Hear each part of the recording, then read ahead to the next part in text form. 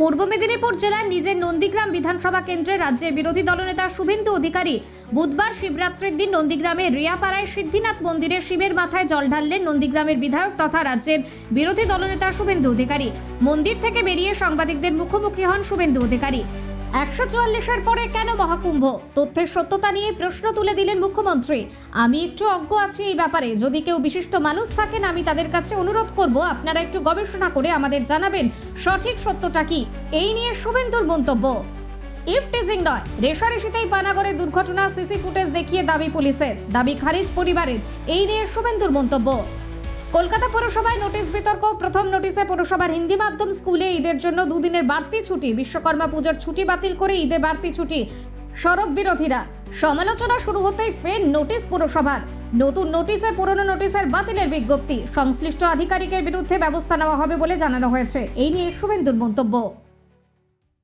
সমারোহে শিবরাত্রি পালন হচ্ছে, আপনারা বেশ কয়েকটি প্রোগ্রাম আছে দেশ জুড়ে না, গোটা পৃথিবী জুড়ে হিন্দুরা পৃথিবী ব্যাপী থাকে। কি বার্তা দেবেন আজকের দিনে দাঁড়িয়ে কি বার্তা দেবেন? দেখুন, এবছর শিবরাত্রি এমন সময় হচ্ছে যখন মহাকুম্ভে 60 কোটির বেশি মানুষ পুণ্য স্নান করেছে। তো এই বছরের শিবরাত্রির একটা আলাদা মাহাত্ম্য রয়েছে। তাছাড়া আমাদের এই রেয়াপাড়া সিদ্ধনাথজি মহাদেব মন্দির, এটি আমাদের জেলা শুধু নয়, রাজ্যের মধ্যে একটি বড় প্রতিষ্ঠানে পরিণত হয়েছে। এখানে বিরাট মন্দির আছে, নিষ্ঠার সঙ্গে পূজা আর্চা হয়। হাজার হাজার মানুষ আসবে 15 দিন ব্যাপী। এখানে ধর্মীয় কথা, মেলা এবং সকলের মিলিত জায়গা। সনাতনীরা একসঙ্গে আসবেন, তাদের ধর্মকর্ম পালন করবেন। আমি শুধু বিধায়ক নই, মন্দির কমিটির সভাপতির বিধায় প্রত্যেক বছর এখানে চেষ্টা করি শিবলিঙ্গে জল দিয়ে, ফুল দিয়ে প্রণাম করে আমার যে ধর্মীয় রীতিনীতি অনুযায়ী সেটা আমি করে এখানে যারা জলযাত্রী আছেন তাদেরকে ফল এবং জল বিতরণ করে এখানে এখানে যে পরমান্ন একটু গ্রহণ করে আমি প্রস্থান করছি। হচ্ছে তার তথ্য নিয়ে এবার প্রশ্ন তুললেন মুখ্যমন্ত্রী মমতা বন্দ্যোপাধ্যায়। বলছেন যে আমি একটু অজ্ঞ আছি এই ব্যাপারে, যদি কেউ বিশিষ্ট মানুষ থাকেন তাদের অনুরোধ করছি বিষয়টি নিয়ে একটু গবেষণা করে সঠিক তথ্য জানাবেন।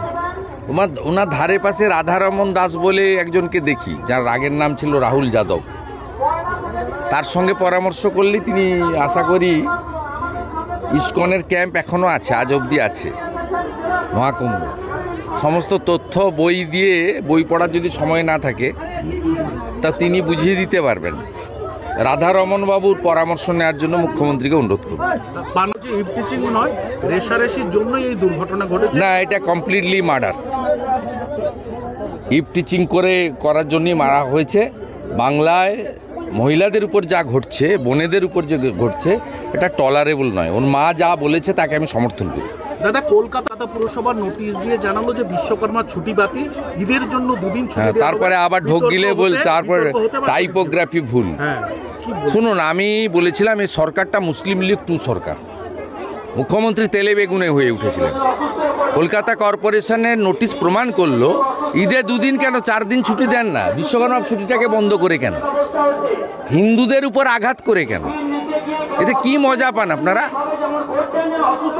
ইসলামিক দেশ পাকিস্তান, তারা শবে বারতে 1 দিন ছুটি দেয়, আপনি 2 দিন ছুটি দেন। কেন করেন এগুলো? আপনি হিন্দুদের আক্রমণ করছেন কেন? বিশ্বকর্মা পুজোর দিন ছুটি কেন আপনার বন্ধ হবে? আমার বক্তব্য এটা।